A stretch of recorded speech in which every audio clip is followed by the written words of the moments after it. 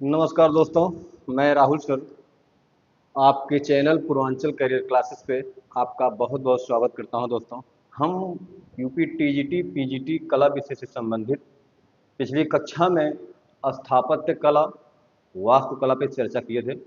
उसी कड़ी में दोस्तों आज हम चल रहे हैं मूर्ति कला पे चर्चा करने, जो कि परीक्षा के दृष्टिकोण से आप लोगों के लिए बहुत ही महत्वपूर्ण बिंदु है। दोस्तों, परीक्षा आपकी तो बहुत ज़्यादा समय अब नहीं बचा है। परीक्षा में ज़्यादा से ज़्यादा 2 से 3 महीने, 2.5 महीने का समय बचा है। दोस्तों, बार बार इसलिए हमें याद दिलाते हैं कि आप लोग भूल जाते हैं और निष्क्रियता दिखाने लगते हैं। तो हमारे जितने भी भाई हैं, कला विषय से संबंधित जो भी भाई बहन हमारा है, तैयारी कर रहा है, वो अपनी तैयारी को तेज कर दे। और परीक्षा आपके सामने बहुत जल्द होने वाली है। चूँकि अब ज़्यादा समय नहीं है, इसी महीने में हो सकता है आपके अध्यक्ष नियुक्त कर दिए जाएँ अस्थायी रूप से। उसके बाद परीक्षा स्टार्ट हो जाएगी आपकी। आज दोस्तों हम देखने चल रहे हैं, आइएगा, ध्यान दीजिएगा। हमारा पहला आज का बिंदु है मूर्ति कला। हमने पिछली कक्षा में देखा था स्थापत्य कला, मूर्ति कला एवं मध्यकालीन स्थापत्य कला, ये टैग हम लेके चल रहे हैं। इसके अंतर्गत हम लोगों ने वास्तुकला और स्थापत्य कला पे चर्चा कर लिया है। आज हम मूर्ति कला पे चर्चा करेंगे और अगली वीडियो में, आने वाली वीडियो में अगले दिन हम मध्यकालीन स्थापत्य कला पे भी कुछ चर्चा करेंगे, जो कि मुगल कालीन से संबंधित है। उस पर भी विस्तृत चर्चा करेंगे। तो आपका कहीं से कुछ छूटेगा नहीं, सब कुछ हम आपके सामने रख देंगे। आज हमारा चर्चा होगा मूर्ति कला पे। किस पे? मूर्ति कला पे। मूर्ति कला बहुत ही महत्वपूर्ण बिंदु है। मूर्ति कला, मूर्ति कला पे आप देखेंगे, अगर मूर्ति कला के बारे में कहा जाए तो सिंधु घाटी सभ्यता से ही हमें मूर्तियां दिखाई देने लगती हैं। यानी सैंधव कला से ही, कब से? सैंधव कालीन कला या सैंधव काल से ही, सैंधव काल से ही हमें मूर्तियां या मूर्ति कला या मूर्ति कला की शैलियां दिखाई देने लगती हैं। दोस्तों, 2500 बीसी यानी ईसा पूर्व से 1500 बीसी यानी ईसा पूर्व के मध्य जो ये सिंधु घाटी सभ्यता है, इसी से हमें, इसी काल में हमें मूर्तिकला के उदाहरण या मूर्तिकला के बेहतरीन नमूने दिखाई देने लगते हैं। तो दोस्तों, सैंधव कालीन कला में आप देखेंगे उस समय धातु, पत्थर, मिट्टी आदि सामग्रियों से कला के क्षेत्र में, मूर्ति कला के क्षेत्र में धातु से, पत्थर से, मिट्टी आदि से मूर्तियां बनाई जाने लगी। कहाँ? सिंधु घाटी सभ्यता में या सिंधु घाटी कला में। आप देखेंगे कि इसके बाद, अगर सैंधव कालीन के बाद, इस कला के बाद, सैंधव कला के बाद हम देखेंगे तो मूर्ति कला के उदाहरण हमें मौर्य काल में, मूर्तिकला के उदाहरण हमें मौर्य काल से, मौर्य काल से, मौर्य काल से, वो भी मौर्य काल में अशोक सम्राट, जो चक्रवर्ती सम्राट था, अशोक के समय से दिखाई देने लगता है।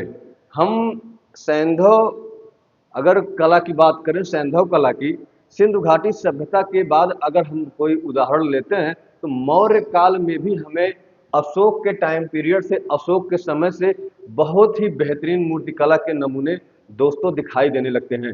तो आप ध्यान रखिएगा कि अशोक के समय से आप देखेंगे कि लगभग 84,000 स्तंभों का निर्माण अशोक करवाता है। ये जो महान अशोक था, चक्रवर्ती सम्राट महान अशोक, ये लगभग 84,000 स्तंभों का निर्माण करवाता है। और इसके स्तंभों से संबंधित आप देखेंगे तो पशुओं के, पशुओं के, यक्ष यक्षड़ियों के, यक्ष यक्षड़ियों के, पशुओं के संबंध में कई प्रकार के आप देखेंगे मूर्ति कला या मूर्तियों का विकास होना शुरू हो जाता है। आप इसके स्तंभों पे देखेंगे, जिससे आपका यही सारनाथ में ही एक स्तंभ है, बनारस में, बनारस के करीब में एक सारनाथ स्थान है।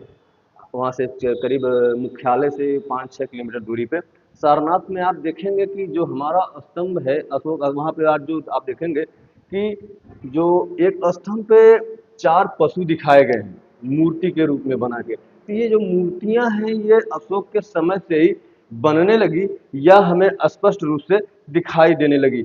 मौर्य काल में ये बहुत बेहतरीन नमूने मूर्तियों के मिलने लगते हैं, हमें दिखने लगते हैं। आप देखेंगे उड़ीसा के, कहाँ, उड़ीसा के धौली नामक स्थान से, धौली नामक स्थान से यक्ष की मूर्ति प्राप्त हुई है। किसकी? यक्ष की मूर्ति प्राप्त हुई है। कहाँ से? उड़ीसा से। उड़ीसा के धौली नामक स्थान से हमें यक्ष की मूर्ति प्राप्त हुई है। यक्ष की मूर्ति के साथ साथ हमें हाथी की मूर्ति, किसकी? हाथी की मूर्ति प्राप्त हुई है। कहाँ से? आपके उड़ीसा से। उड़ीसा से हमें हाथी की भी मूर्ति प्राप्त हुई है। आप देखेंगे उत्तराखंड में, उत्तराखंड में एक स्टेट, एक डिस्ट्रिक्ट है, क्या नाम है? देहरादून। उस देहरादून में एक गांव पड़ता है सुल्तानगंज। क्या नाम है? सुल्तानगंज। उसके अंतर्गत जो सुल्तानगंज नामक स्थान है, उसके स्तंभों पर उत्कीर्ण आप देखेंगे कि हाथी के, अश्व के, वृषभ के, सिंह के आदि मूर्तियों का उल्लेख, आदि मूर्तियां बनाई गई हैं, जिसका आप अपनी आंखों से, खुली आंखों से बहुत बेहतरीन बेहतरीन नमूने जो बनाए गए उनका आनंद ले सकते हैं। तो दोस्तों, ये तो अगर देहरादून की बात की जाए जो कि उत्तराखंड में पड़ता है, वहाँ पे एक स्थान है कालसी, वहाँ से हाथी की मूर्ति मिली है। क्या मिली है? हाथी की मूर्ति। उत्तराखंड में आप जाएंगे तो एक डिस्ट्रिक्ट पड़ेगा देहरादून, देहरादून के पास एक गांव है कालसी नामक गांव, जहां से एक हाथी की मूर्ति या प्रतिमा पाई गई है, जो कि आपके लिए बहुत ही महत्वपूर्ण है। आप देखेंगे अशोक के जो स्तंभ हैं उस पे उत्कीर्ण करके हाथी का, अश्व का, वृषभ का यानी अश्व घोड़ा, हाथी वृषभ यानी बैल का, सिंह का बहुत ही बेहतरीन नमूना बनाया गया है। बहुत ही सुंदर प्रस्तुति है। तो अगर आप बात कर लें लोक कला के अंतर्गत आने वाली विविध विविध मूर्तियां कौन कौन सी हैं लोक कला के अंतर्गत, तो लोक कला के अंतर्गत हम देख लें, लोक कला के अंतर्गत विविध यक्ष यक्षणियों की मूर्तियां, किसके अंतर्गत? लोक कला के अंतर्गत आने वाली विविध रूप से यक्ष यक्षणियों की पाषाण जो मूर्तियां हैं उसके बारे में हम देख ले। जैसे आपका मथुरा में एक गांव पड़ता है परखम, वहां से यक्ष की मूर्ति मिली है। क्या है? मथुरा में, जैसे मथुरा एक गांव है परखम, मथुरा में एक गांव है परखम, यहाँ से हमें यक्ष की मूर्ति प्राप्त होती है। यक्ष की मूर्ति प्राप्त होती है। कहाँ से? मथुरा से। आप मथुरा में परखम गांव में जाएंगे तो वहां से आपको यक्ष की मूर्ति प्राप्त मिल हो जाएगी। पटना में भी आप देखेंगे, पटना से भी यक्ष की मूर्ति प्राप्त हुई है। पटना से यक्ष की मूर्ति प्राप्त हुई। पटना में एक स्थान पड़ता है, पटना में एक स्थान पड़ता है, पटना में दीदारगंज, दीदारगंज, यहाँ से चारण ग्रहणी यक्षी की मूर्ति प्राप्त हुई है। कहाँ से? पटना से, जो कि दीदारगंज पड़ता है पटना में, वहां से चारण ग्रहणी यक्ष की मूर्ति प्राप्त हुई। तो दोस्तों, अगर लोक कला के अंतर्गत विविध यक्ष छड़ियों की पाषाण मूर्तियों की बात की जाए तो हमें यहाँ से मथुरा से देखते हैं, मथुरा में एक गांव है परखम, वहां से यक्ष की मूर्ति प्राप्त होती है। आप देखेंगे पटना से ही यक्ष की मूर्ति प्राप्त होती है। पटना में एक स्थान है दीदारगंज, वहां से चारण गृहणी की मूर्ति हमें प्राप्त होती है। और देखेंगे मध्य प्रदेश के बेस नगर में, जो कि विदिशा के पास है, वहां से भी यक्ष, कहाँ से, एमपी में, एमपी में विदिशा के पास, विदिशा के पास एक गांव है वेशनगर, क्या नाम है, वेशनगर, यहाँ से भी हमें यक्ष की मूर्ति प्राप्त होती है, यक्ष की मूर्ति प्राप्त होती है।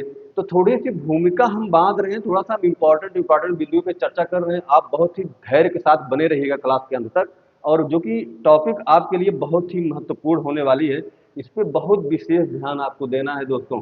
आगे बढ़िएगा, देखिएगा। अगर हम बात कर लें कुषाण कालीन मूर्ति कला की, किस काल की, सॉरी, कुषाण कालीन मूर्ति कला, हेडिंग होगी हमारी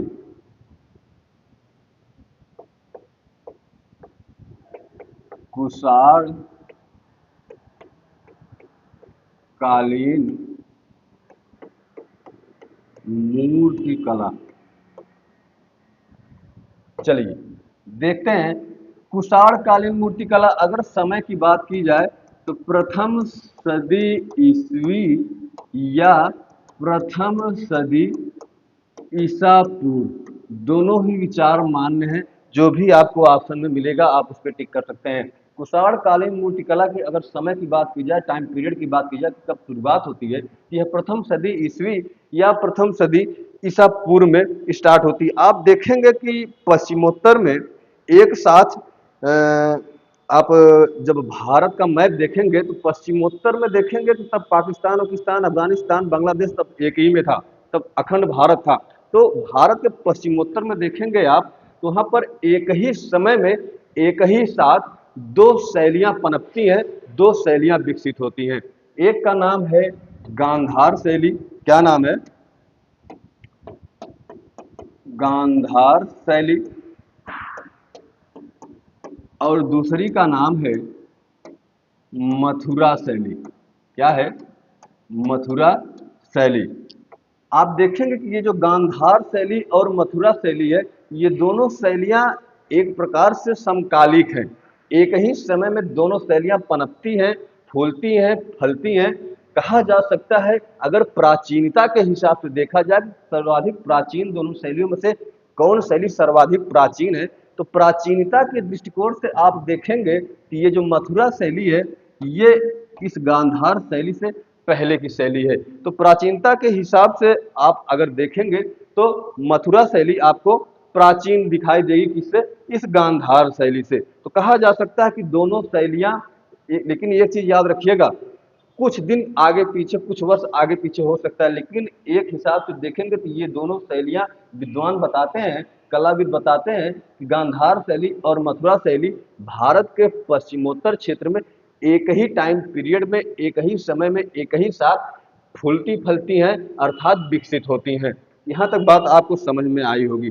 आप इसका एक नमूना भी देख सकते हैं कि अगर प्राचीनता की दृष्टिकोण से मथुरा शैली को पहले क्यों रख रहे हैं, क्योंकि आप देखेंगे बहुत माइन्यूट अंतर है, दोनों का समय एक ही है, लेकिन उनमें दोनों समय एक ही होने के साथ साथ पहले जैसे जुड़वा बच्चे होते हैं, जैसे जुड़वा बच्चे होते हैं, अब तिड़वा भी हो रहे हैं, तो जुड़वा बच्चे होते हैं तो उसमें 2-4 सेकंड का, 10-5 मिनट का अंतर होता है, एक पहले आता है दूसरा बाद में आता है। वही चीज यहाँ पर है, एक पहले आई है, मथुरा पहले आई है, और गांधार शैली बाद में आई है। मथुरा पहले आई है, इसको हम किस बेस पे कह सकते हैं, तो आप देखेंगे कि एक बुद्ध की, इस शैली में बुद्ध की जो है एक प्रतिमा मिली है। आप देखेंगे कि अपने भारत में, भारत प्यारे से जो हमारा भारत है, इसमें पूजित अगर प्रतिमा की बात की जाए तो सर्वप्रथम वही बुद्ध की प्रतिमा मानी जाती है, जो कि मथुरा शैली में बनी है। किस शैली में, मथुरा शैली में बनी है। इसी के आधार पर कहा जा सकता है कि प्राचीनता के दृष्टिकोण से गांधार और मथुरा शैली में सर्वाधिक प्राचीन कौन शैली है, यही मथुरा शैली सर्वाधिक प्राचीन है। अब हम बात कर लेते हैं एक एक करके गांधार शैली और मथुरा शैली के बारे में। हम बात कर लेते हैं किसके बारे में, चलिए नंबर 1 हेडिंग डालिएगा, क्या, गांधार शैली। गांधार शैली दोस्तों बहुत ही महत्वपूर्ण बिंदु पे आज चर्चा हो रही है। हालांकि रोज महत्वपूर्ण बिंदु पे ही चर्चा होती है, लेकिन ये आज कुछ अलग विशेष हम पढ़ रहे हैं मूर्तिकला के अंतर्गत। ये जो हमारी पहली शैली है 2 शैलियों में से, जो कि एक ही टाइम पीरियड पर एक ही क्षेत्र में एक ही साथ विकसित होती हैं, फूलती फलती हैं, पुष्पित पल्लवित होती हैं। पहली शैली है गांधार शैली। यह शैली आप पश्चिमोत्तर भारत में देखेंगे तो ये पाकिस्तान का जो पेशावर क्षेत्र है, रावलपिंडी का जो क्षेत्र है, यानी पाकिस्तान के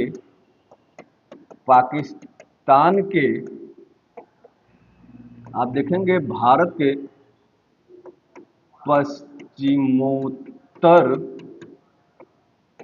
क्षेत्र में पाकिस्तान के पेशावर और रावलपिंडी क्षेत्र में फूलती फलती है। यानी गांधार शैली भारत के पश्चिमोत्तर क्षेत्र में पाकिस्तान के रावलपिंडी या पेशावर के क्षेत्रों में विकसित हुई। और आप देखेंगे कि अगर विषय वस्तु की बात कर लें, इसका विषय वस्तु यही आपका बौद्ध धर्म रहा है।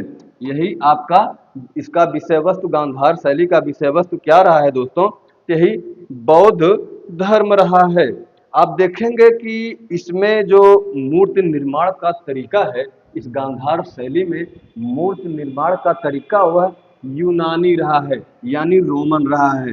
कैसा रहा है, यूनानी या रोमन रहा है। इसी के कारण इसके निर्माण का तरीका, गांधार शैली में मूर्तियों के निर्माण के तरीका जो रहा है वो रहा है यूनानी अर्थात रोमन। इसीलिए इस गांधार शैली को हिंद यूनानी शैली कहा जाता है। क्या कहा जाता है, हिंद यूनानी शैली। क्या कहा जाता है, हिंद यूनानी शैली कहा जाता है। क्यों हिंद यूनानी शैली कहा जाता है, क्योंकि गांधार शैली के अंतर्गत बनने वाली मूर्तियों का जो निर्माण होता था वह यूनानी अथवा रोमन पद्धति से होता था। इसीलिए इसे हिंद यूनानी शैली कहा गया। हिंद यूनानी शैली के साथ साथ इसे हिंद रोमन शैली भी कहा जाता है। क्या कहा जाता है, हिंद रोमन शैली भी कहा जाता है। तो दोस्तों ध्यान दीजिएगा, इसीलिए इसको क्या कहा जाता है, हिंद यूनानी शैली कहा जाता है। अगर हम बात कर लें कि गांधार शैली के अंतर्गत जो मूर्तियां बनी, उन मूर्तियों के बनाने के लिए निर्माण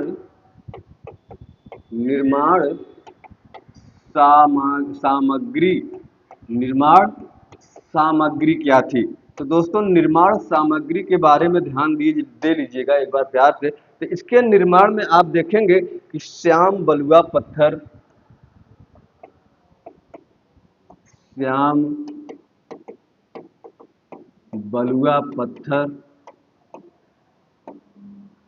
चूना पत्थर यानी जो गांधार शैली थी, इस गांधार शैली के अंतर्गत बनने वाली जो मूर्तियां थी उसके निर्माण सामग्री की यदि बात कर ले, उसके निर्माण सामग्री में श्याम बलुआ पत्थर, चूना पत्थर, मिट्टी आदि सामग्री का महत्वपूर्ण दृष्टि से प्रयोग किया जाता था या प्रयोग में लाया जाता था। आप देखेंगे कि इसके अंतर्गत एक बुद्ध की मूर्ति है जो कि यूनानी देवता अपोलो की तरह दिखाया गया है। बुद्ध की मूर्ति को बुद्ध की मूर्ति को यूनानी देवता यूनानी देवता अपोलो की तरह दिखाया गया है। बहुत ही प्यारी मूर्ति है, एक बहुत ही प्यारा सा उदाहरण आपके सामने है इस गांधार शैली का। उसमें बुद्ध की मूर्ति को यूनानी देवता अपोलो की भांति दिखाया गया है, अपोलो की तरह दिखाया गया है। आप एक और अलग मूर्ति में देखेंगे कि बुद्ध को जूता चप्पल पहने हुए घुंघराले बाल सहित लांदा यानी घाघरा पहने हुए दिखाया गया है। किसको? बुद्ध जी को। किस शैली में? इसी गांधार शैली में। ये शैली आप देखेंगे दोस्तों, ये जो गांधार शैली है यह पूर्णतः व्यवहारवादी शैली है। कैसी शैली है? व्यवहारवादी शैली है। कौन सी? यह जो गांधार शैली है यह पूर्णतः कैसी शैली है? व्यवहारवादी शैली है। आप देखेंगे कि इस शैली के अंतर्गत बनने वाली मूर्तियों में अंग विन्यास का बहुत बेहतरीन समन्वय दिखाई देता है, जिसके कारण दोस्तों ये मूर्तियां गांधार शैली की बहुत सुंदर दिखाई पड़ती हैं। किसके कारण? बहुत ही बेहतरीन अंग विन्यास के समन्वय के कारण गांधार शैली की जो मूर्तियां हैं वह बहुत ही सुंदर प्रस्तुत होती हैं या दिखाई देती हैं। इस शैली में आप देखेंगे, इसी शैली गांधार शैली में इसी गांधार शैली में आप देखेंगे कि एक अंजलिबद्ध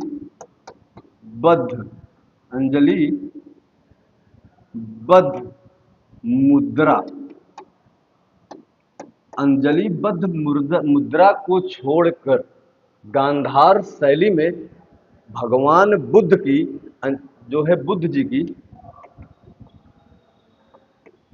की मुद्राओं में अंजलिबद्ध मुद्रा को छोड़कर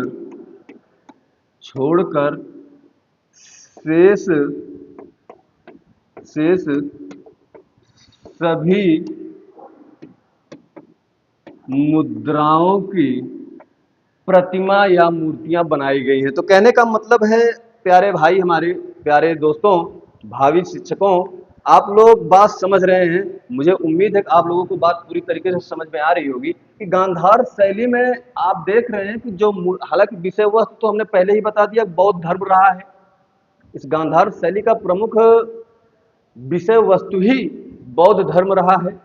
तो इसमें बुद्ध की मूर्तियां काफी ज्यादा बनाई गई हैं। तो बुद्ध की मूर्तियां आप देखेंगे कि बुद्ध की अनेक मुद्राओं में जो मूर्तियां बनाई गई हैं, एक ही मुद्रा को छोड़कर, यही अंजलिबद्ध मुद्रा को छोड़कर शेष अन्य भगवान बुद्ध की जितनी भी मुद्राएं हैं, सभी मुद्राओं को बहुत ही बेहतरीन तरीके से प्रस्तुत किया गया है मूर्तियों के रूप में। ये चीज देखने लायक है और मैं उम्मीद करता हूं कि बात यहाँ तक आपके समझ में पूरी तरीके से आ रही होगी।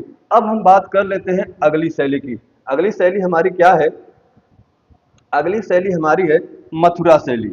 अगली शैली है दूसरी मथुरा शैली। क्या है? मथुरा शैली, जो कि गांधार शैली से पहले की शैली मानी जाती है, उससे प्राचीन मानी जाती है। चलिए ध्यान दीजिएगा, मथुरा शैली का अगर हम केंद्र की बात कर लें, ये मथुरा शैली का क्षेत्र क्या रहा है, इसका केंद्र क्या रहा है? तो मथुरा शैली का केंद्र यूपी का, उत्तर प्रदेश का पश्चिमी हिस्सा यानी मथुरा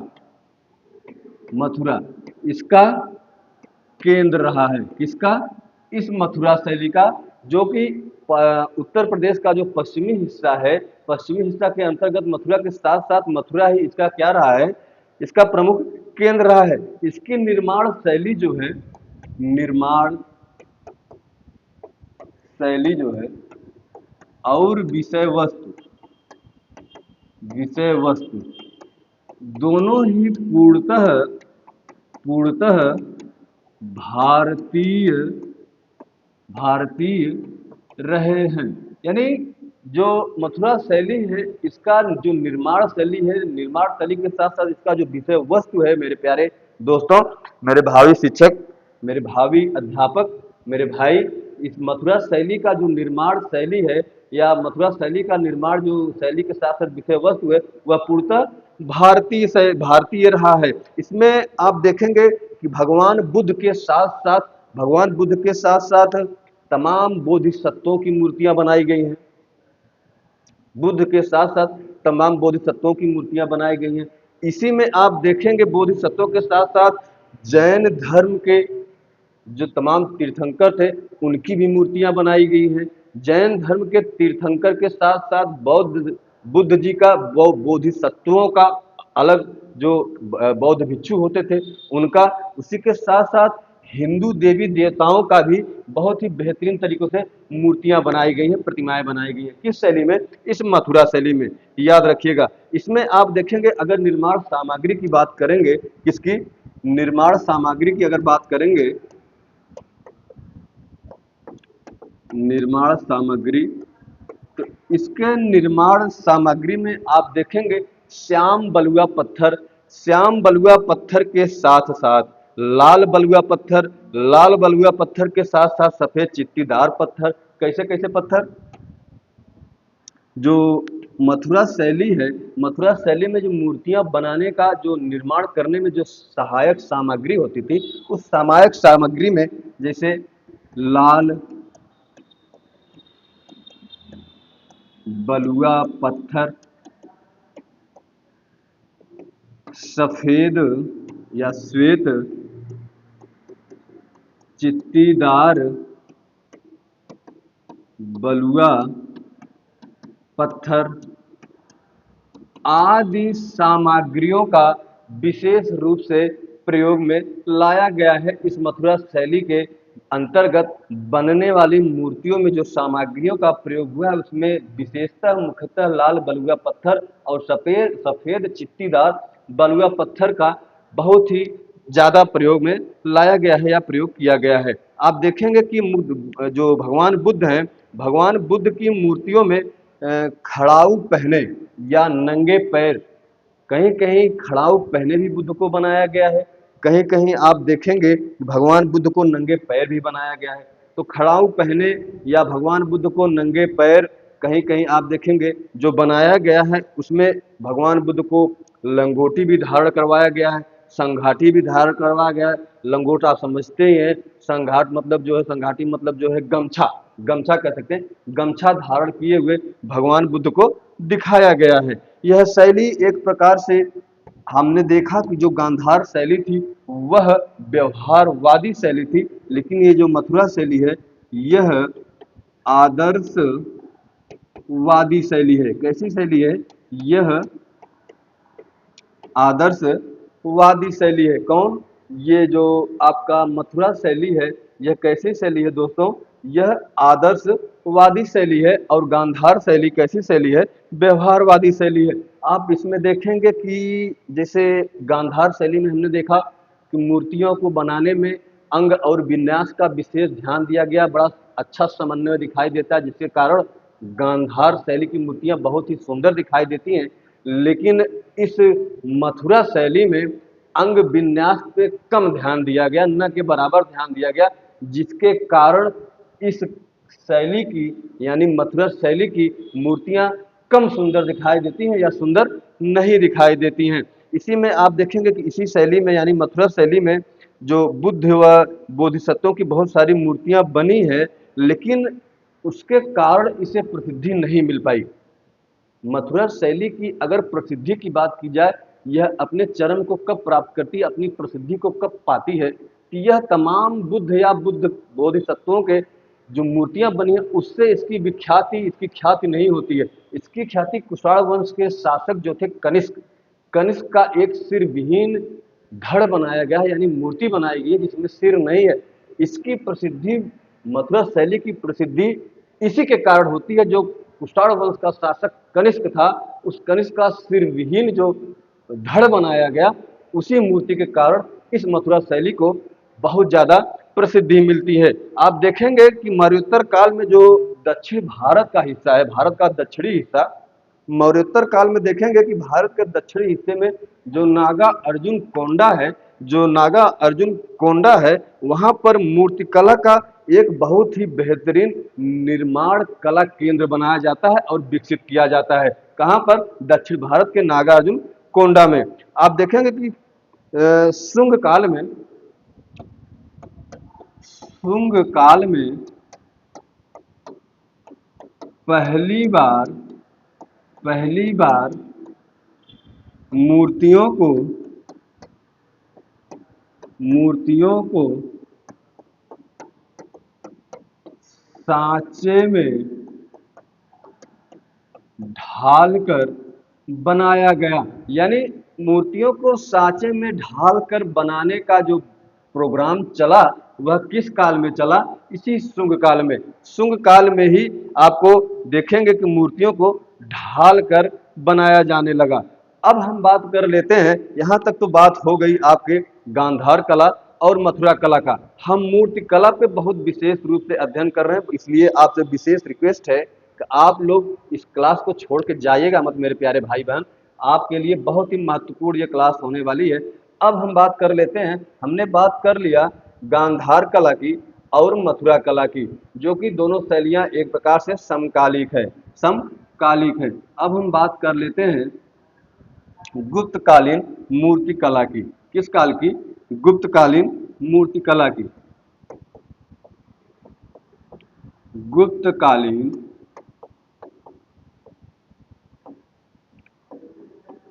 मूर्ति कला, ध्यान दीजिएगा, गुप्तकालीन मूर्ति कला, इस काल में भी, गुप्त काल में भी आप देखेंगे कि मूर्ति बनाने की कला खूब विकसित होती है, खूब फलती है, खूब पुष्पित पल्लवित होती है।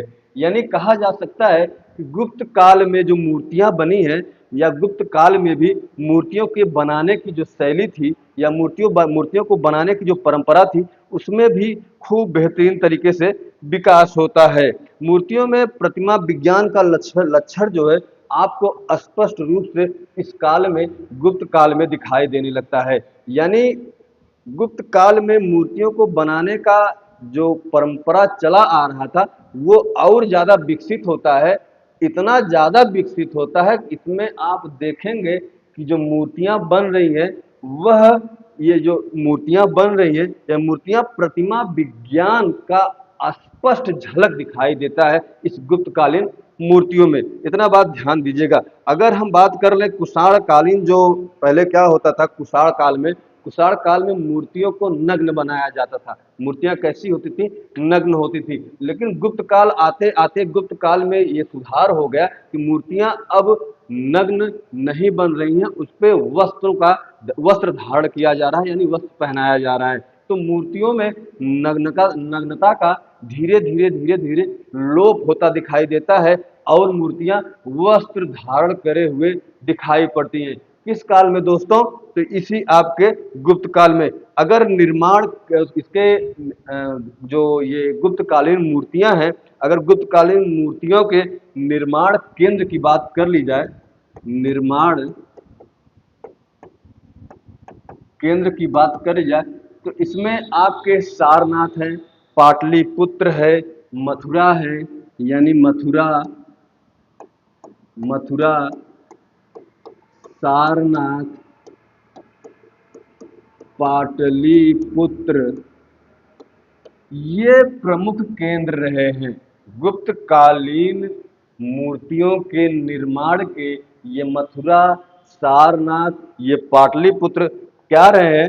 मुख्य केंद्र रहे हैं। अगर हम बात कर लें कुछ प्रमुख गुप्तकालीन प्रमुख मूर्तियों के बारे में, गुप्तकालीन प्रमुख मूर्तियां,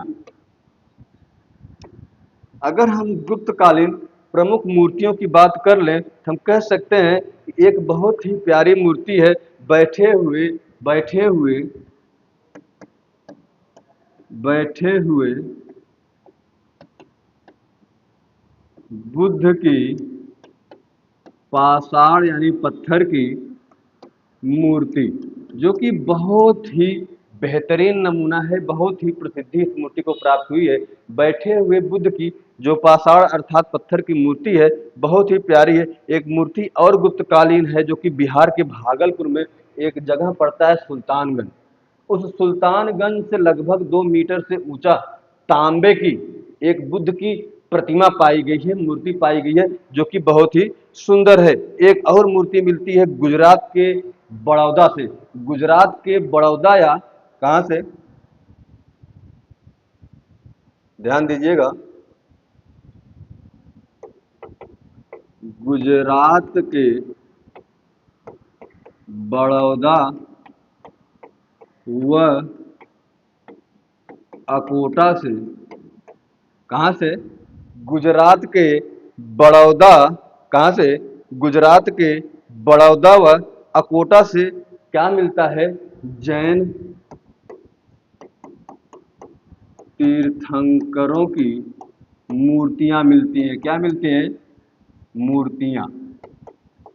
आप देखेंगे कि बैठे हुए बुद्ध की पाषाण मूर्ति, उसके साथ साथ गुजरात के बड़ौदा से अकोटा से, बड़ौदा से भी, अकोटा से भी भाई जो जैन धर्म के 24 तीर्थंकर हुए, उन तीर्थंकरों की मूर्तियां हमें मिल जाती हैं।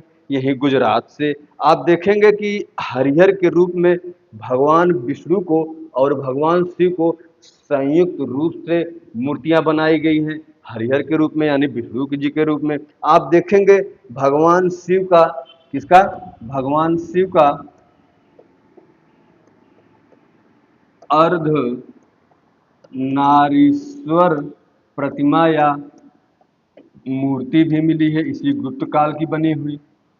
तो दोस्तों, ये जो मूर्तियां हैं, हम बहुत महत्वपूर्ण महत्वपूर्ण मूर्तियों पे चर्चा कर रहे हैं, जो कि परीक्षा में पूछी जाती हैं, इसलिए इस पर विशेष ध्यान दीजिएगा। ये तो कुछ प्रमुख प्रमुख मूर्तियां हो गई। कुछ अन्य मूर्तियां भी हैं इस गुप्त काल से संबंधित, जो कि गुप्त काल में बनाई गई हैं। जैसे जैसे बंगाल के पहाड़पुर क्षेत्र से राजपूत कालीन गोवर्धनधारी मूर्ति है।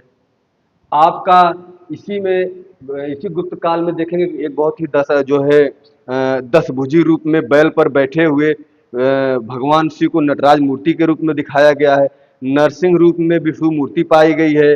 नटराज मूर्ति के साथ साथ इसी में आप देखेंगे कि भगवान शिव जो है चतुर्भुजी रूप में अपस्मार नामक एक राक्षस है, उसके पीठ पर खड़ी मुद्रा में नृत्य करते हुए दिखाया गया है, जो कि अष्ट धातु का बना हुआ है, और अष्ट धातु का बना होने के कारण और सुंदर भी बना हुआ है। ये जो अष्ट धातु की मूर्ति जो भगवान शिव अस्पार नामक राक्षस के पीठ पर खड़े हुए मुद्रा में बनाई गई मूर्ति है, ये मूर्ति भारत ही नहीं अपितु पूरे विश्व में स्थान रखती है। इसलिए इस पर विशेष ध्यान दीजिएगा मेरे प्यारे दोस्तों, इसलिए इस पर क्या करिएगा? विशेष ध्यान दीजिएगा। अगली कड़ी में हम अगर आगे बढ़ें, तो अगली कड़ी में हमारा अगला बिंदु है बौद्ध धर्म। बौद्ध धर्म से संबंधित हम थोड़ी सी जानकारी ले लेते हैं। इसी क्रम में अगला क्रम हमारा होगा बौद्ध धर्म।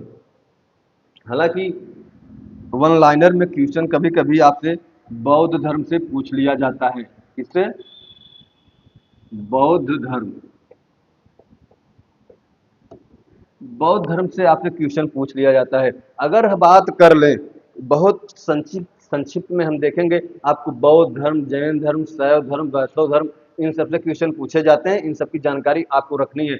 इस वास्तुकला, मूर्तिकला एवं मध्यकालीन स्थापत्य कला के अंतर्गत हमारा जो आज का अगला इस बिंदु था मूर्तिकला, उस मूर्तिकला के अंतर्गत हमने देखा कि किस प्रकार मूर्तिकला विकसित होती है। इसकी कौन सी 2 शैलियां प्रमुख मानी गई, गांधार और मथुरा, दोनों पश्चिमोत्तर क्षेत्र में पाई गई, दोनों एक ही साथ समकालीन है एक प्रकार से कहा जाए। हमने देखा कि गांधार शैली व्यवहारवादी शैली है, जबकि मथुरा शैली आदर्शवादी शैली है।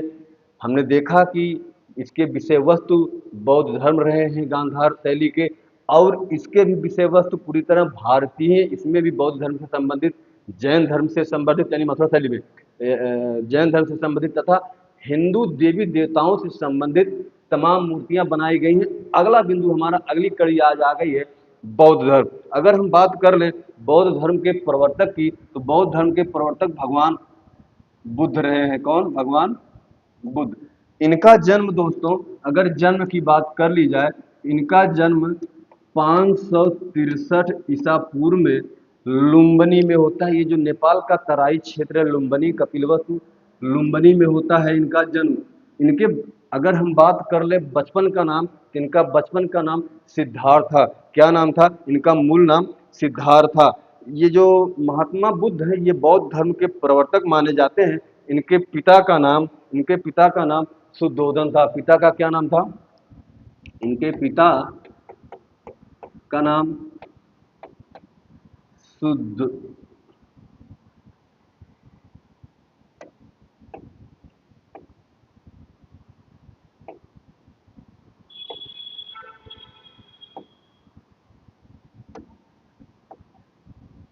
इनके पिता का नाम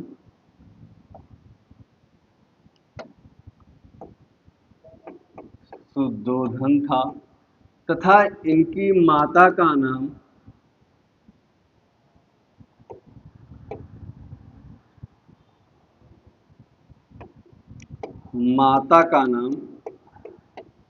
महामाया था। लेकिन इनका लालन पालन इनकी मौसी प्रजापति गौतमी करती हैं। कौन? इनकी मौसी प्रजापति गौतमी करती हैं। इनके पिता शुद्धोधन जो थे, ये एक जनपद हुआ करता था उस समय, कुल 16 महाजनपद थे। उन 16 महाजनपद में एक कोसल महाजनपद होता था।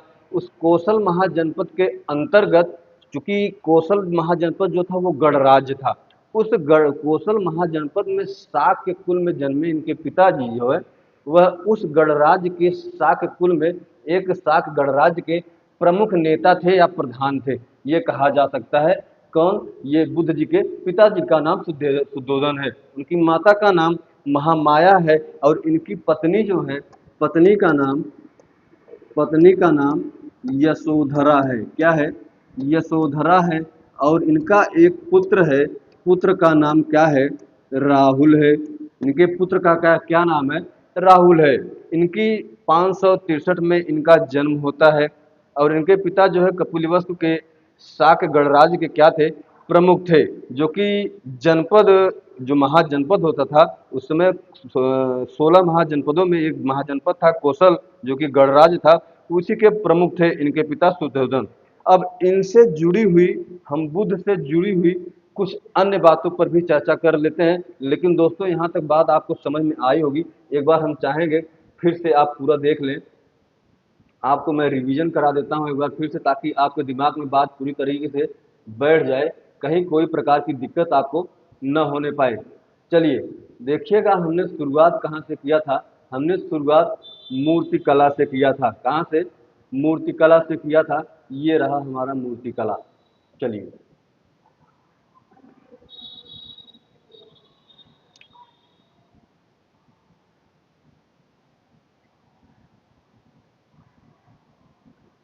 चलिए मूर्ति कला हमने देखा। सैंधव कालीन कला जो कि 2500 ईसा पूर्व से 1500 ईसा पूर्व के बीच में पनपी, जो सैंधव कला थी, सिंधु घाटी सभ्यता थी, उसमें मूर्तियां बनने लगती हैं। सिंधु घाटी सभ्यता के बाद, अच्छा, मूर्तियां बनती थी कैसे कैसे? धातु से बनती थी, पत्थर से बनती थी और आपके मिट्टी से बनती थी। आप देखेंगे कि मौर्य काल में आप अशोक का जब टाइम पीरियड आता है, तो अशोक काल से आप देखते हैं कि मूर्तियां बनने लगती हैं। उसके बाद उड़ीसा से भी हमें मूर्तियां प्राप्त होती हैं। उड़ीसा के धौली से हमें हाथी की मूर्ति प्राप्त होती है। उसी में आप देखेंगे उसके आगे जो है कि लोक कला के अंतर्गत विविध यक्ष छड़ियों की मूर्तियां, किसके अंतर्गत? लोक कला के अंतर्गत विविध यक्ष या छड़ियों की मूर्तियां, जैसे मथुरा से हमें प्राप्त हुई है। मथुरा में एक गांव है परखम, परखम गांव में एक यक्ष की मूर्ति जो हमें प्राप्त होती है। उसके बाद आप देखेंगे पटना से यक्ष की मूर्ति हमें प्राप्त होती है। पटना के दीदारगंज से चारण ग्रह की यक्ष की मूर्ति प्राप्त होती है। एमपी के विदिशा के करीब बेस्त नगर गांव से यक्ष की मूर्ति हमें प्राप्त होती है। उसके बाद हमने देखा कुषाण कालीन मूर्तिकला। कुषाण कालीन मूर्तिकला का समय पहली सदी ईस्वी या पहली सदी ईसा पूर्व माना गया है। हमने देखा कि कुषाण शैली के अंतर्गत दो शैलियों का हमने अध्ययन किया। एक शैली है गांधार शैली, एक शैली है मथुरा शैली, जो कि भारत के पश्चिमोत्तर क्षेत्र में पाई जाती है, वहीं पर विकसित हुई थी ये शैली। गांधार शैली और मथुरा शैली, प्राचीनता के दृष्टिकोण से मथुरा शैली सबसे प्राचीन है, लेकिन बात की जाए तो दोनों शैलियाँ एक दूसरे के समकालीन है, समकालिक है, याद रखिएगा। गांधार शैली आपके पाकिस्तान के पेशावर और रावलपिंडी क्षेत्र में विकसित होती है। ये गांधार और मथुरा शैली दोनों चूंकि एक ही साथ पनपी फली। इसका गांधार शैली का विषय वस्तु जो रहा है वह बौद्ध धर्म रहा है। बौद्ध धर्म में आप देखेंगे कि इसके निर्माण करने की जो कला थी, गांधार शैली की जो मूर्तियां थी, उन मूर्तियों को बनाने की जो निर्माण करने का तरीका था वह रोमन यानी यूनानी था, जिसके कारण इस गांधार शैली को हिंद यूनानी शैली या हिंद रोमन शैली कहकर संबोधित किया जाने लगा। निर्माण सामग्री में, गांधार शैली के निर्माण सामग्री में हमने देखा कि श्याम बलुआ पत्थर, चूना पत्थर, मिट्टी आदि सामग्री का प्रयोग किया जाता था। हमने देखा उसमें बुद्ध की जो मूर्ति है, उस बुद्ध की मूर्ति को यूनानी देवता अपोलो की तरह या उन्हीं की भांति दिखाया गया है। यह जो गांधार शैली है, यह व्यवहारवादी शैली है। इसमें आप देखेंगे कि बुद्ध की अंजलिबद्ध मुद्रा को छोड़कर शेष सभी मुद्राओं को प्रदर्शित किया गया है, मूर्ति के रूप में दिखाया गया है, बनाया गया है। दूसरी शैली हमने देखा मथुरा शैली। मथुरा शैली उत्तर प्रदेश के पश्चिमी हिस्से यानी मथुरा में इसका केंद्र रहा है। इस मथुरा शैली का, इसका निर्माण शैली और विषय वस्तु दोनों ही पूर्णतः कैसे रहे हैं, भारतीय रहे हैं। इसकी निर्माण शैली, मथुरा शैली की निर्माण शैली क्या थी, निर्माण सामग्री क्या थी, तो लाल बलुआ पत्थर, सफेद चित्तीदार पत्थर आदि प्रमुख इसकी सहायक सामग्री रही है। यह एक आदर्शवादी शैली थी। कौन? मथुरा शैली। शुंग काल में पहली बार आप देखेंगे, शुंग काल में पहली बार जो है मूर्तियां सांचे में ढालकर बनाई जाने लगी। उसके बाद हम आ गए गुप्तकालीन मूर्तिकला पे। गुप्तकालीन मूर्तिकला में हमने देखा कि गुप्तकालीन मूर्तिकला जो था उसका निर्माण केंद्र जो था, उस गुप्तकालीन मूर्तिकला निर्माण केंद्र जो था मूर्तिका, ये मथुरा, सारनाथ, पाटलिपुत्र गुप्तकालीन मूर्तिकला के प्रमुख निर्माण केंद्र रहे हैं। कौन कौन कौन सा स्थान? मथुरा रहा है, सारनाथ रहा है, पाटलिपुत्र रहा है। कुछ प्रमुख मूर्तियां हमने देखा इस गुप्त काल में जो बनी हुई हैं, उसमें सबसे प्रमुख मूर्तियों में जैसे बैठे हुए बुद्ध की पाषाण अर्थात पत्थर की मूर्ति, गुजरात के बड़ौदा व अकोटा से पाई गई जैन तीर्थंकरों की मूर्तियां, शिव का अर्धनारीश्वर मूर्ति। उसके बाद हम लोग आ गए बौद्ध धर्म पे, जिसके आगे चर्चा हम लोग मित्रों कल करेंगे। तब तक के लिए धन्यवाद, नमस्कार, जय।